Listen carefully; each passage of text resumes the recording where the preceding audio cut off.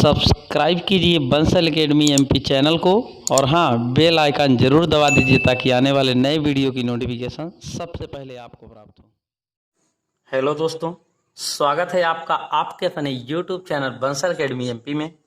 दोस्तों, आज की क्लास में हम आपको पढ़ाने जा रहे हैं कक्षा 10 एनसीईआरटी पैटर्न से अध्याय 8, जिसका नाम है त्रिकोणमिति का परिचय। दोस्तों, यह चैप्टर बहुत ही इम्पोर्टेंट है और यह आगे आने वाले क्लासेस में भी काफ़ी इम्पोर्टेंट होता है और यह जो है 11th 12th में भी काफ़ी जगह त्रिकोणमिति का उपयोग किया गया है, इसलिए यह चैप्टर काफ़ी इम्पोर्टेंट है, बहुत ज़्यादा मोस्ट है आप लोगों के लिए, मैथ के स्टूडेंट्स के लिए। तो चूंकि इस चैप्टर का नाम है त्रिकोणमिति का परिचय, तो त्रिकोणमिति का बेसिक से पढ़ेंगे इस वीडियो में। तो दोस्तों, स्टार्ट करते हैं आज का वीडियो। उससे पहले आपको हम बताने वाले हैं कि हमारे इस चैनल पे आप नए हैं तो प्लीज चैनल को सब्सक्राइब करते हुए बेल आइकन प्रेस कर दीजिएगा ताकि आने वाले नए वीडियो की नोटिफिकेशन आपको सबसे पहले प्राप्त हो। आइए स्टार्ट करते हैं आज का चैप्टर त्रिकोणमिति का परिचय। अब जान लेते हैं त्रिकोणमिति क्या होती है। तो त्रिकोणमिति दोस्तों आपको हम बता देते हैं, त्रिकोणमिति गणित अर्थात मैथमेटिक्स की एक शाखा होती है, ब्रांच होती है, और जिसके अंतर्गत किसका अध्ययन करते हैं और किसके बारे में पढ़ते हैं, ये जैसे ही हम आपको डिटेल में बताना शुरू कर देंगे तो आप अपने आप बता पाएंगे और हम भी आपको बता देंगे। तो त्रिकोणमिति का पहले संधि विच्छेद करते हुए एक एक अर्थ समझ लेते हैं। तो त्रिकोणमिति 3 शब्दों से मिलकर बना हुआ है। त्रिकोणमिति, त्रिकोण और मिति से मिलकर बना हुआ है। त्रि का मतलब होता है 3, कोण मतलब होता है, आप जानते ही है, कोण है एंगल। मिति का मतलब होता है माप। मतलब आप समझिए कि जिसके अंतर्गत 3 कोणों की माप का अध्ययन किया जाता है उसे ही क्या कहते हैं, त्रिकोणमिति कहते हैं। मतलब जिस शाखा के अंतर्गत 3 कोणों की माप वाली आकृति का अध्ययन किया जाता है उसे त्रिकोणमिति कहते हैं। अब आप समझिए कि 3 कोणों की माप वाली आकृति, मतलब 3 कोणों की माप वाली जो आकृति होती है उसे क्या कहते हैं, त्रिभुज कहते हैं। जिसमें 3 कोण होते हैं उसे क्या कहेंगे, त्रिभुज कहेंगे। तो आइए जान लेते हैं त्रिभुज के बारे में, संक्षिप्त रूप से ही पढ़ेंगे त्रिभुज के बारे में, क्या होता है त्रिभुज। आइए जान लेते हैं त्रिभुज के बारे में। त्रिभुज क्या होता है, इसकी शॉर्टकट डिफिनेशन आपको हम बताना चाहते हैं कि 3 सरल रेखाखंडों से मिलकर बनी बंद आकृति को त्रिभुज कहते हैं। जैसे आपको हम समझा देते हैं अलग से पेज में। 3 सरल रेखाखंड, एक रेखाखंड ये हुई, दूसरी ये, तीसरी ये, और इन तीनों रेखाखंडों को यदि मिला दिया जाए, ये पहली वाली हो गई, इस दूसरी वाले को इस टाइप का लगा दो, ये तीसरी वाले को इस टाइप को। अब आप देख सकते हैं सरल रेखाखंड का मतलब क्या हुआ, सीधी रेखा से तात्पर्य है। तो 3 सरल रेखाखंडों को जब आपस में मिला देते हैं और जो बंद आकृति मिलती है इसे ही क्या कहते हैं, त्रिभुज कहते हैं। जिसमें 3 कोण होते हैं, ये पहला कोण, ये दूसरा कोण, ये तीसरा, अथवा पहला दूसरा तीसरा किसी भी साइड से गिना जा सकता है। तो मतलब आप समझ गए कि त्रिभुज में कितने कोण होते हैं, 3 कोण होते हैं। और इसकी डिफिनेशन हमने आपको बता दिया है कि 3 सरल रेखाखंडों से मिलकर बनी हुई बंद आकृति को त्रिभुज कहते हैं। आप आइए जान लेते हैं त्रिभुज होते कितने प्रकार के हैं। चूंकि ये छोटी कक्षाओं का टॉपिक है और ये परिभाषा और इसके प्रकार वगैरह छोटी कक्षाओं में आप पढ़ चुके होंगे। जिन दोस्तों ने नहीं पढ़ा होगा वो यहाँ पे जरूर पढ़ लेंगे। बेसिक जानना आपको बहुत ही जरूरी है। तो त्रिभुज, भुजा के आधार पर त्रिभुज के प्रकार, मतलब त्रिभुज कितने प्रकार के होते हैं, 2 प्रकार के होता है। पहला भुजा के आधार पर और दूसरा कोण के आधार पर होता है। तो भुजा के आधार पर त्रिभुज कितने प्रकार के होते हैं, यहाँ लिखा है भुजा के आधार पर त्रिभुज के प्रकार। तो कितने होते हैं, 3 होते हैं। पहला होता है समबाहु त्रिभुज, दूसरा समद्विबाहु त्रिभुज, तीसरा विषमबाहु त्रिभुज।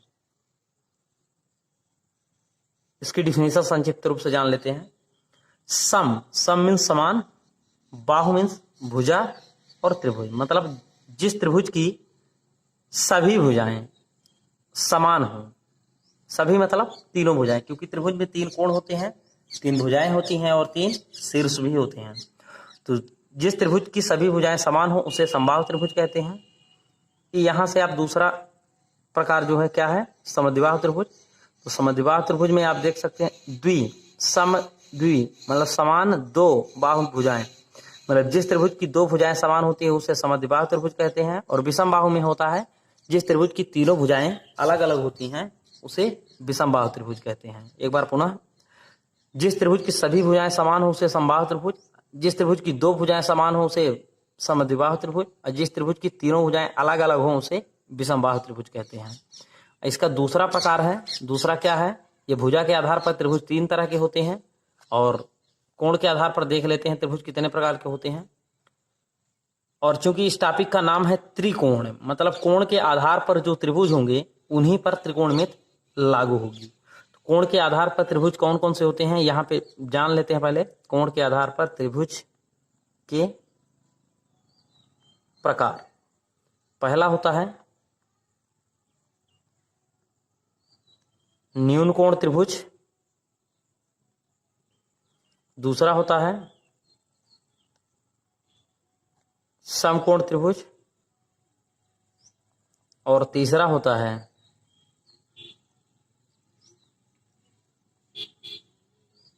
अधिक कोण त्रिभुज। और इनकी परिभाषा को संक्षिप्त रूप से जान लेते हैं। पहले क्या होती है परिभाषाएं, आइए देख लेते हैं। न्यून कोण त्रिभुज, आपको पता है त्रिभुज में कितने कोण होते हैं, तीन कोण होते हैं। तो जिस त्रिभुज के तीनों कोण न्यून कोण हो, अच्छा दोस्तों आपको पता होना चाहिए कि न्यून कोण क्या होता है। तो न्यून कोण 0 अंश से बड़ी और 90 अंश से छोटी माप को न्यून कोण कहते हैं, मतलब 0 अंश से अधिक और 90 अंश से कम माप वाले कोण को न्यून कोण कहते हैं।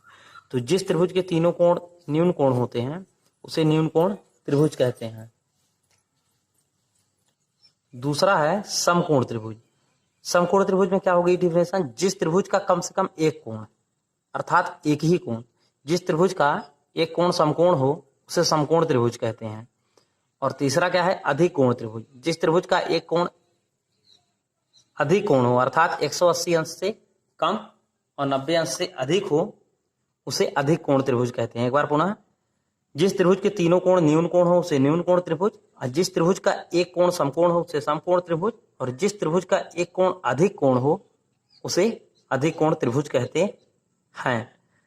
और हाँ दोस्तों, यहां से आपको पता चल जाना चाहिए कि जो त्रिकोणमिति होती है वो त्रिकोणमिति केवल और केवल समकोण त्रिभुज पर लागू होती है। ध्यान रखना है आपको कि त्रिकोणमिति किस टाइप के त्रिभुजों में लागू होती है, समकोण त्रिभुजों में लागू होती है।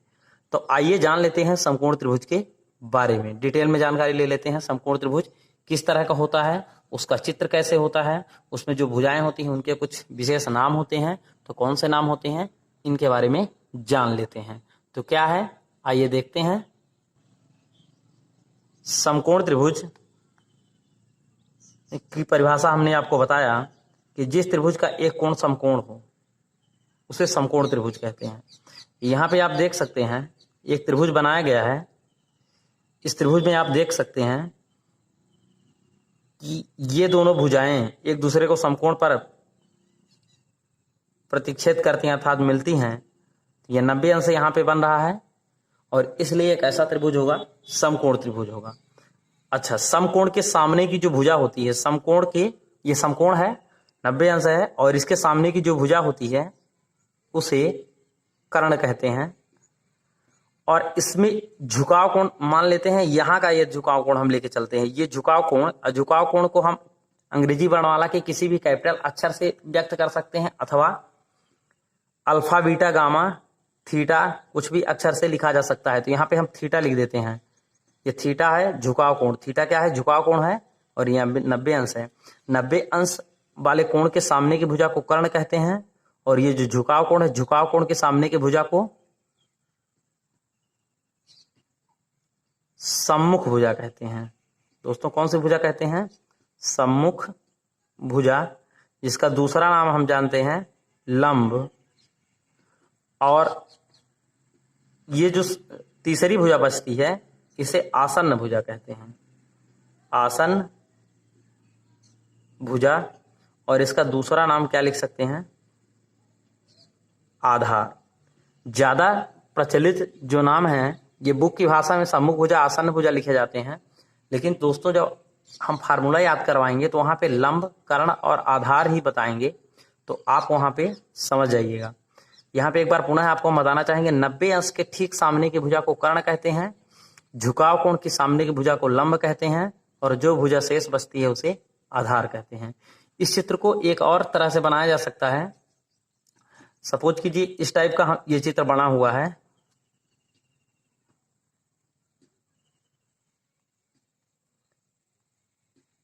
ये 90 अंश है, इसके सामने की भुजा लंब हो जाएगी, सॉरी इसके सामने की भुजा कर्ण हो जाएगी, और झुकाव कोण इस बार यहां पे ले लेते हैं थीटा। तो झुकाव कोण के सामने की भुजा, ध्यान रखना है झुकाव कोण के सामने, झुकाव कोण के सामने की भुजा को लंब कहते हैं। तो यहाँ पे झुकाव कोण लिया गया, इसके सामने की भुजा ये है, और यह भुजा क्या कहलाएगी, लंब कहलाएगी। और जो भुजा ये बचती है यह आसन भुजा कहलाएगी, जिसे क्या कहेंगे, आधार कहेंगे। और यहाँ पे आपको हम बताना चाहेंगे कि ये समकोण त्रिभुज बनाया गया है, और झुकाव कोण इसमें ये था, यहाँ पे था तो लंब ये हो गया, और यहाँ पे झुकाव कोण ये बनाया गया है तो लंब ये हो गया। और समकोण त्रिभुज में एक कोण कितने अंश का होता है, 90 अंश का। और जो हमारी त्रिकोणमिति यह गणित की शाखा है, यह समकोण त्रिभुज पर ही लागू होती है। इसे ज्ञात करने के लिए कुछ विशेष फार्मूले होंगे, जिन फार्मूलों को आगे अब हम पढ़ते हैं। त्रिकोणमिति में कुछ त्रिकोणमितीय अनुपात होते हैं, और वह कितने होते हैं, केवल और केवल 6 त्रिकोणमितीय अनुपात होते हैं। आइए उनका पहले नाम जान लेते हैं क्या होता है। तो पहला त्रिकोणमितीय अनुपात होता है ज्या। क्या होता है, ज्या, जिसको इंग्लिश में कहते हैं साइन, SINE। दूसरा होता है कोज्या, जिसको कहते हैं कोसाइन। तीसरा होता है स्पर्शज्या, जिसको कहते हैं टेंजेंट। चौथा होता है कोट स्पर्शज्या, इसको कहते हैं कोटेंजेंट। पांचवा होता है ब्यूकोज्या, जिसको सेकेंड बोलते हैं। और छठवां होता है ब्यूज्या, जिसको कोसेकेंट बोलते हैं। अच्छा हाँ दोस्तों, आपने पढ़ लिया होगा, और पढ़ते समय आपको कुछ प्रॉब्लम जरूर गई होगी, क्योंकि हिंदी नाम जो होते हैं वो हिंदी नाम काफ़ी डिफिकल्ट हैं, और इंग्लिश नाम भी कहीं ना कहीं थोड़ी बहुत डिफिकल्ट हैं। इसलिए इसको सरल बनाने के लिए इनका शॉर्ट फॉर्म लिखा गया है। जैसे मान लीजिए किसी व्यक्ति का नाम है विक्रम, तो उसको हम बिक्को भी कह सकते हैं, ठीक, निक नेम। उसी प्रकार इनका कुछ निक नेम बनाया गया है। जैसे साइन का निक नेम क्या है, SIN, साइन। कोसाइन का nick name cos, COS, cos. Tangent का निक नेम क्या बनाया गया है, टैन, TAN, टैन। और इसी तरह कोटेंजेंट का कॉट, और सेकेंड का सेक, SEC, सेक। और कोस सेकेंड का कोसेक, COSEC। दोस्तों वीडियो को पुश करते हुए आप नोट्स बनाते जाइएगा, ताकि आपको रिवीजन करते समय बहुत ही सरलता हो। बढ़ते हैं अगले टॉपिक की ओर। अगला टॉपिक क्या होगा, आइए देख लेते हैं। अगला टॉपिक त्रिकोणमितीय अनुपात का समकोण त्रिभुज की भुजाओं में संबंध। दोस्तों जो त्रिकोणमितीय अनुपात अभी हम 6 आपको बता रहे हैं, कौन कौन से, उनका सीक्वेंस में आप नाम जरूर नोट कर लीजिएगा और याद भी कर लीजिएगा।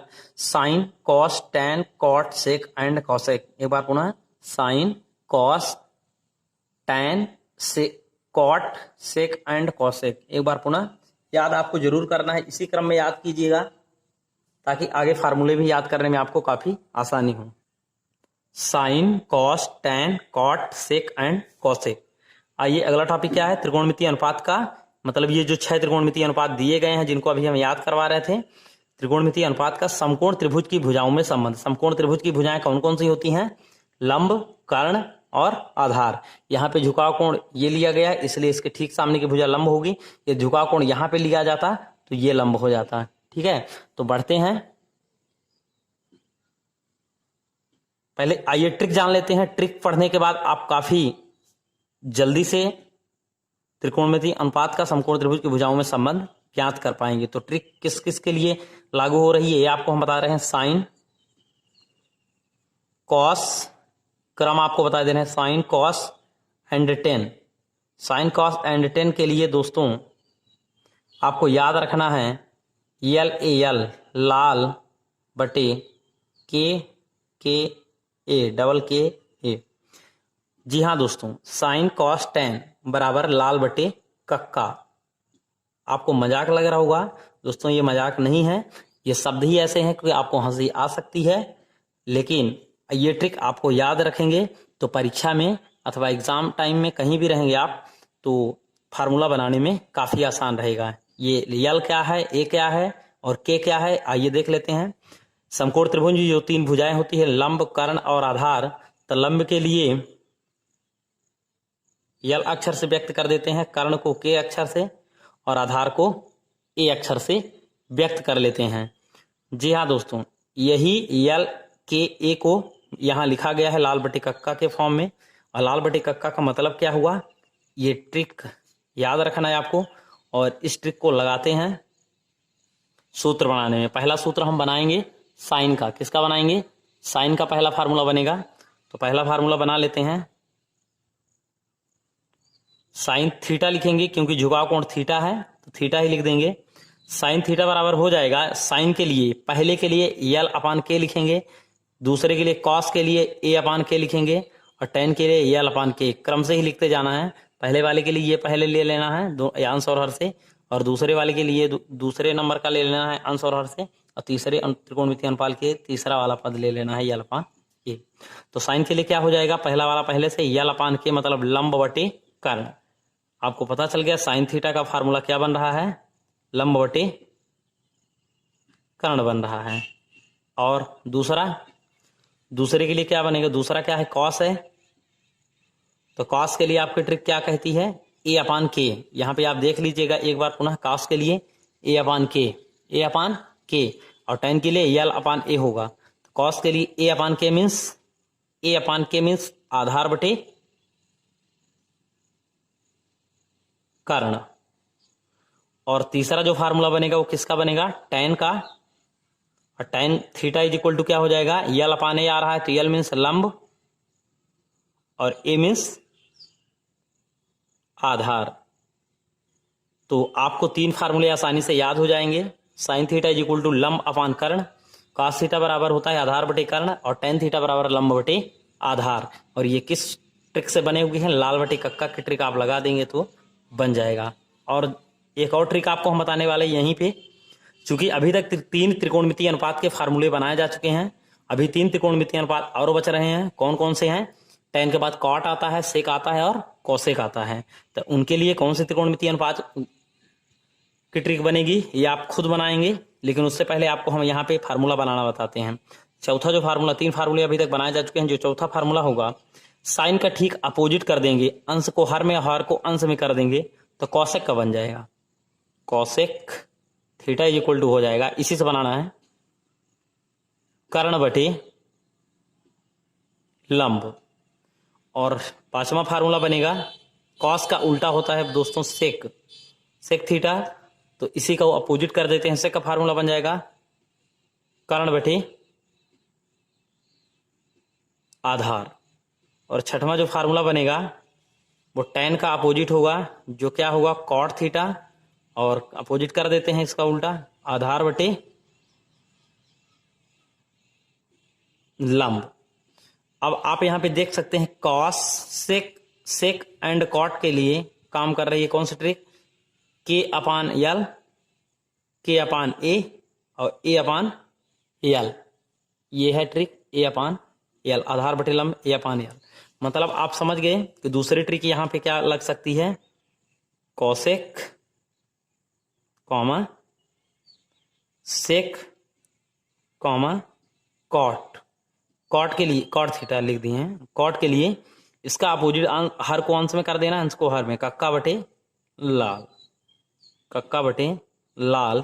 ये किसके लिए काम कर रही है, कॉसेक, सेक एंड कॉट के लिए, और लाल बटे कक्का साइन कॉस टेन के लिए। तो आप 3 का यदि याद कर लेते हैं तो बाकी 3 का आप आसानी से बना सकते हैं। दोस्तों आशा करता हूं यह आपको अच्छी तरह समझ में आ गया होगा। यदि आपको समझ में आ रहा है तो वीडियो को एक लाइक जरूर कर दीजिएगा। बढ़ते हैं अगले टॉपिक की ओर।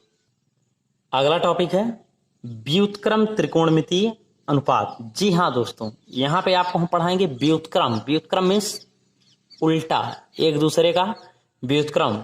कौन कौन त्रिकोणमितीय अनुपात होते हैं, मतलब किस त्रिकोणमितीय अनुपात का व्युत्क्रम कौन सा त्रिकोणमितीय अनुपात होता है, ये आपको हम बताने जा रहे हैं। ध्यान रखना है दोस्तों, बोर्ड एग्जाम में जो मेन एग्जाम में सही जोड़ी का जो क्रमांक वाला प्रश्न आता है वो सही जोड़ी इसी अध्याय के त्रिकोणमिति अनुपात अर्थात त्रिकोणमिति के सूत्रों से ही वह सही जोड़ी के प्रश्न बनाए जाते हैं। तो यदि मान लीजिए यह वीडियो आप अच्छी तरह से देख लेते हैं और एक एक फार्मूले आप अच्छी तरह से याद कर लेंगे तो सही जोड़ी के जो 5 नंबर होते हैं वो आपको आसानी से मिल पाएंगे। तो स्टार्ट करते हैं। साइन थीटा का जो व्युत्क्रम होता है कॉसेक थीटा होता है। तो sine theta is equal to क्या हो जाएगा 1 कॉसेक थीटा, और कॉसेक थीटा का व्युत्क्रम होता है 1 साइन थीटा। यदि आपको साइन थीटा बराबर 1 कॉसेक थीटा याद हो गया तो कॉसेक थीटा बराबर आप हल करेंगे तो 1 साइन थीटा हो जाएगा।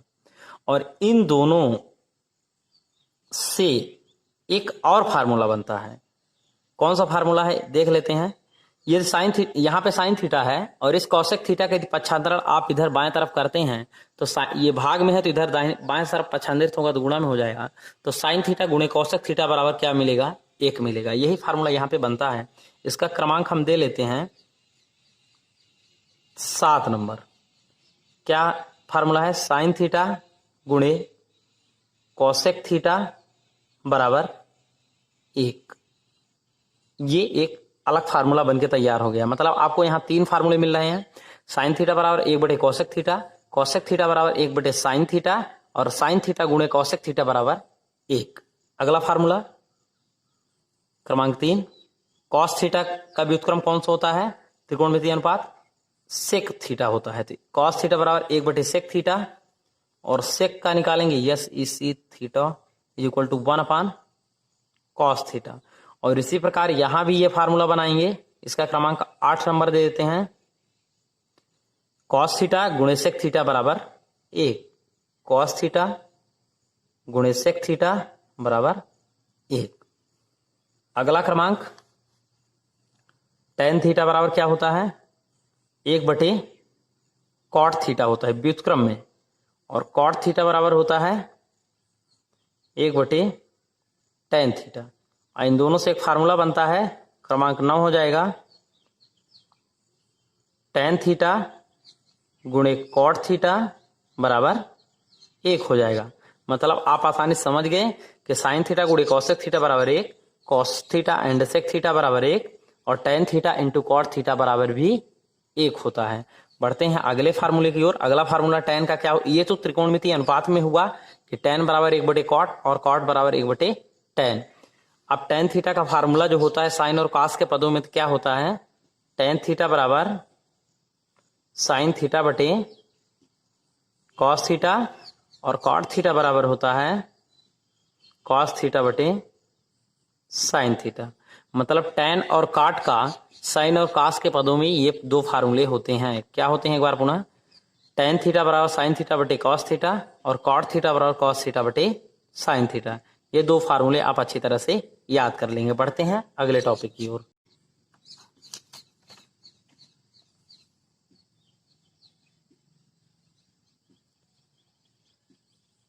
अगला टॉपिक है 0 अंश और 90 अंश के त्रिकोणमितीय अनुपात। 0 अंश और 90 अंश के त्रिकोणमितीय अनुपात कक्षा 10 में आपको 0 से 90 अंश के बीच ही त्रिकोणमितीय अनुपात पढ़ने हैं, और जब हायर सेकेंडरी में आप पहुंचेंगे 11th और 12th में तो वहां ज्यादा से ज्यादा मिलेंगे आपको पढ़ने के लिए 90 डिग्री से अधिक।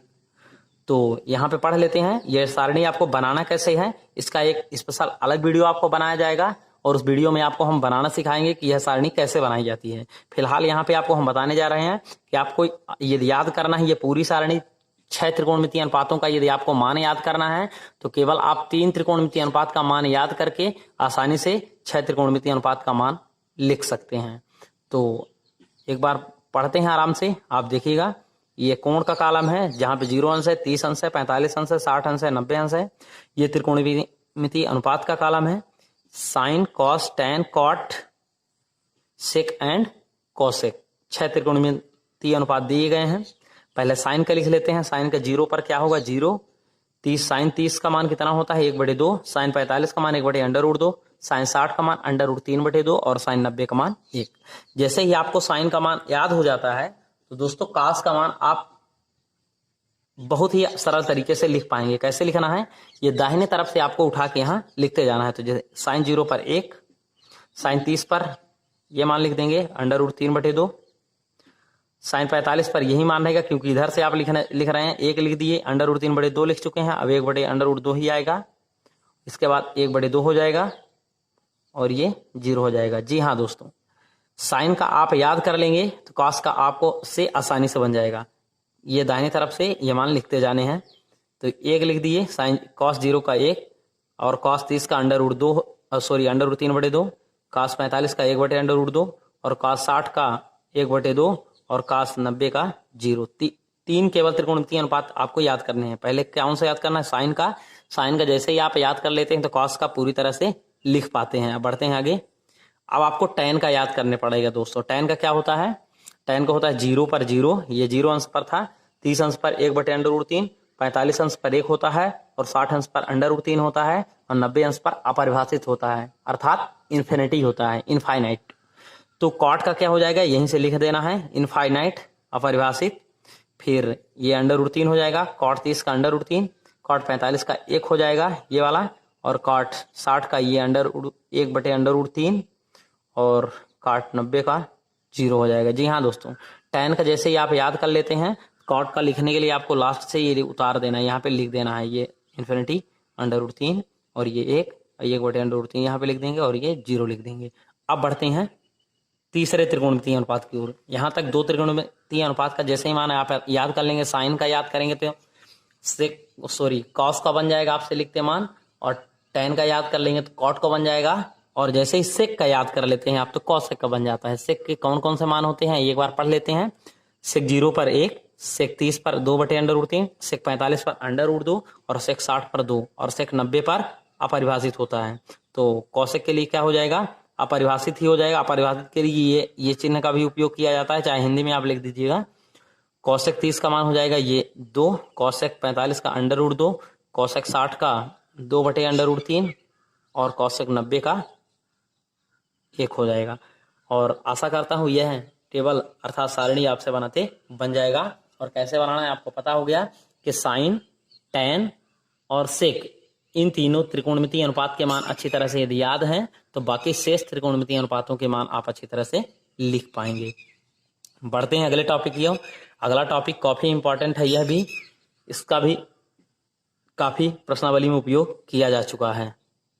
इसका नाम है पूरक कोणों के त्रिकोणमितीय अनुपात। जी हाँ दोस्तों, पूरक कोणों के। आपको पूरक कोण के बारे में पता होगा, ये नहीं पता है तो जान लीजिए कि जब दो कोणों का योग 90 अंश हो तो दोनों कोणों को पूरक कोण कहते हैं। जैसे मान लीजिए 90 अंश योग होना चाहिए, तो ये मान लीजिए पहला कोण 30 अंश का है और दूसरा कोण 90 में 30 घटा देंगे तो 60 आएगा। ये पहला कोण 30 अंश का है और दूसरा कोण 60 अंश का है, और दोनों को आप जोड़ देंगे तो चेक करेंगे तो कितना आएगा? 90 ही आएगा। अर्थात 30 का पूरक कोण 60 होगा और 60 का पूरक कोण 30 होगा। 40 का पूरक पूछा जाए तो कितना होगा? 50 अंश होगा, क्योंकि 40 में 50 जोड़ देंगे तो 90 अंश हो जाएगा। 20 अंश का पूरक कोण कितना होगा? 70 अंश होगा, क्योंकि 20 और 70 को आपस में जोड़ देंगे तो 90 अंश आएगा। तो आप समझ गए होंगे पूरक कोणों के त्रिकोणमितीय अनुपात का फार्मूला क्या होता है। 6 फार्मूले होंगे। कौन कौन से होंगे? Sine 90 minus theta. Sine 90 minus theta बराबर होता है दोस्तों कॉस थीटा, और कॉस 90 माइनस थीटा बराबर होता है साइन थीटा। ये साइन का आपसे बन जाता है तो कॉस का भी बन जाएगा। tan 90 माइनस थीटा बराबर होता है कॉट थीटा, और कॉट 90 माइनस थीटा बराबर होता है tan थीटा। tan के लिए कॉट होता है और कॉट के लिए tan होता है। इसी प्रकार सेक 90 माइनस थीटा बराबर होता है कोसेक थीटा, और कोसेक 90 माइनस थीटा बराबर होता है सेक थीटा। जी हाँ दोस्तों, ये दो आपको 3 फार्मूले यहाँ पे याद हो जाएं। साइन का कॉस होता है, tan का कॉट होता है और सेक का कोसेक होता है। ये साइन का कॉस है तो कॉस का क्या होगा? साइन होगा। tan के लिए कॉट है तो कॉट के लिए tan होगा, और सेक के लिए कोसेक है तो कोसेक के लिए सेक होगा। आपको अच्छी तरह से याद हो जाएगा। बढ़ते हैं अगले टॉपिक की ओर। अगला टॉपिक है त्रिकोणमितीय सर्व समीकाएं। जी हाँ दोस्तों, त्रिकोणमिति में भी कुछ सर्व समीकाएं होती हैं जिनको यहाँ पे पढ़ेंगे और उनसे रिलेटेड जितने भी ऑब्जेक्टिव क्वेश्चन बनते हैं वो क्वेश्चन के लिए फार्मूले हम अलग करेंगे। उन फार्मूलों को आप याद करेंगे अथवा बिना याद करे ही आप कैसे बनाना है फार्मूले, ये फार्मूले बनाना है आपको यहाँ पे हम सिखा देते हैं। तो पहले त्रिकोणमितीय सर्वसमीका कौन सी होती है लिख लेते हैं। पहली होती है सर्वसमीका sine square theta plus cos square theta बराबर 1 होता है। और इसी से हमको बनाने हैं अन्य फार्मूले। तो कौन से फार्मूले बनेंगे देख लेते हैं। पहला फार्मूला बनेगा इसका साइन स्क्वायर थीटा बराबर निकालेंगे तो 1 माइनस ये कास स्क्वायर का पक्षांतरण हो जाएगा तो 1 माइनस कास स्क्वायर थीटा। और इसका दूसरा फार्मूला इस कास स्क्वायर थीटा का मान निकालते हैं तो साइन स्क्वायर का पक्षांतरण हो जाएगा तो 1 माइनस साइन स्क्वायर थीटा। और यहां से तीसरा फार्मूला बन रहा है साइन थीटा का मान यदि निकालना चाहें यहां से sine theta is equal to इस फार्मूले से तो ये वर्ग हटाएंगे तो दाहिने तरफ वर्गमूल हो जाएगा तो sine theta is equal to under root 1 minus cos square theta. और ठीक उसी प्रकार हो जाएगा चौथा फार्मूला कॉस थीटा का वैल्यू निकालेंगे यहां से तो under root 1 minus sine square theta. अब बढ़ते हैं अगली सारफ समीका की ओर। ये पहली सारफ समीका रही और उससे रिलेटेड 4 फार्मूले बनते हैं। ये फार्मूले आप अच्छी तरह से याद कर लीजिएगा और वीडियो को पुश करके नोट्स जरूर बना लीजिएगा दोस्तों। बढ़ते हैं अगली सारफ समीका सेकंड नंबर की कौन सी है 1 plus tan square theta is equal to sec square theta. क्या है सारफ समीका सेकंड नंबर की 1 plus tan square theta is equal to sec square theta. तो इससे पहली सारफ समीका कौन सी बनेगी ये देख लेते हैं। पहली सारफ समीका first tan square theta is equal to sec square theta minus 1 हो जाएगा। ये 1 का पक्षांतरण कर देंगे तो ये फार्मूला आ जाएगा। दूसरा tan थीटा का मान निकालना चाहेंगे तो ये अंडर रूट यहाँ पे लग जाएगा under root sec square theta minus 1।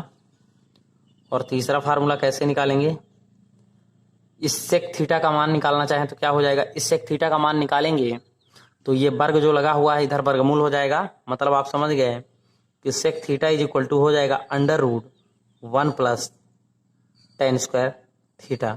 एक और फार्मूला बन जाएगा यहां से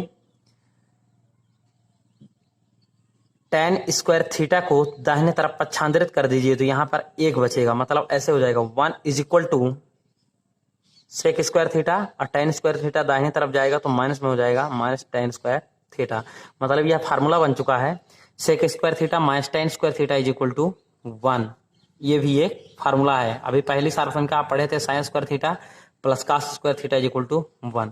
यहाँ तीसरी सारफ समीका होगी 1 plus cot square theta is equal to cosec square theta. और इससे पहला फार्मूला बनाएंगे तो क्या बनाएंगे कॉट स्क्वायर थीटा बराबर कॉसेक स्क्वायर थीटा और ये पक्षांतरण तो -1 हो जाएगा। दूसरा फार्मूला यहीं से बना लेते हैं cot theta is equal to under root cosec square theta -1 हो जाएगा। और इसका तीसरा फार्मूला थर्ड फार्मूला हो जाएगा ये कॉसेक की वैल्यू निकालना चाहेंगे तो वर्ग हटेगा तो बाएं तरफ वर्गमूल लग जाएगा। मतलब आ जाएगा cosec theta is equal to under root 1 plus cot square theta. और चौथा इसका फार्मूला बन जाएगा ये 1 यहां रहने दीजिए कॉट स्क्वायर को पक्षांतरित कर दीजिए दाहिने तरफ तो 1 इज इक्वल टू आ जाएगा cosec square theta minus cot square theta. जी हाँ दोस्तों, यह फार्मूला ऐसे भी याद किया जा सकता है cosec square theta minus cot square theta is equal to 1। और 1 आने वाले जिनमें 1 आता है आंसर वो 3 फार्मूले यहाँ पे बताए जा चुके हैं और 3 फार्मूले आपको व्युत्क्रम वाले में बताए गए हैं। कौन कौन से हैं एक बार हम मौखिक आपको बोले देते हैं। पहला फार्मूला था वहां पे बताया गया था कि साइन थीटा गुणे कॉसेक थीटा बराबर 1, tan थीटा गुणे कॉट थीटा बराबर 1 और कॉस थीटा गुणे सेक थीटा बराबर 1। और यहाँ पे आपको 3 बताए गए हैं। पहला sine square theta sine square theta plus cos square theta बराबर 1 और sec square theta minus tan square theta बराबर 1 और cosec square theta minus cot square theta बराबर 1। ये 6 ऐसे फार्मूले हैं जिनमें कितना सॉल्यूशन आता है, इसका आंसर 1 आता है। और 2 और फार्मूले बच रहे हैं जिनको आपको याद कर लेना है। और ये 2 फार्मूले पढ़ने के बाद और यह पूरे वीडियो में जितने फार्मूले बताए गए हैं देखने और पढ़ने के बाद आप इस पाठ में किसी भी सवाल में आपके को रुकावट नहीं आ सकती है। कोई भी सवाल आप सॉल्व कर सकते हैं बिना हेजिटेशन के, जब फार्मूले आपको अच्छी तरह से याद हो जाएंगे। और कौन से फार्मूले आपको हम बता देते हैं, यहाँ पे 4 नंबर ऐसे डाल लेते हैं। फार्मूला है 1 माइनस 2 साइन स्क्वायर थीटा बराबर कास 2 थीटा। ध्यान रखना ये स्क्वायर नहीं लगा हुआ है, 2 है। और 5वां एक और फार्मूला आपको हम बता देते हैं 2 cos square theta minus 1 is equal to cos 2 theta. मतलब कास 2 थीटा के 3 फार्मूले हालांकि होते हैं, एक tan के फॉर्म में होता है जो हायर सेकेंडरी में आपको मिलेगा, और यहाँ यह फार्मूला हम बताए दे रहे हैं, आपको याद रखना है, किसी न किसी सवाल में उपयोग में जरूर आएगा। क्या है formula, 1 minus 2 sine square theta is equal to cos 2 theta और 2 sine square theta minus 1 is equal to cos 2 theta. एक और फार्मूला आप लिख लीजिए यहाँ पे और बता देते हैं, 6वां नंबर का फार्मूला वो क्या है, sine 2 theta is equal to होता है 2 sine theta into cos theta. Sine और थीटा के दुगुना हो तो 2 sine theta into cos theta होता है इसका फार्मूला। दोस्तों ये पूरे फार्मूले आप अच्छी तरह से नोट कर लेंगे और आशा करता हूं आपसे ये फार्मूले पढ़ने और लिखने में कोई भी दिक्कत नहीं होगी। फिर भी कहीं भी आपको दिक्कत जाती है तो नीचे कमेंट सेक्शन में कमेंट करके आप जरूर बताएंगे, समस्या का समाधान अवश्य किया जाएगा। और दोस्तों आशा करता हूँ ये वीडियो आपको जरूर अच्छी लगी होगी।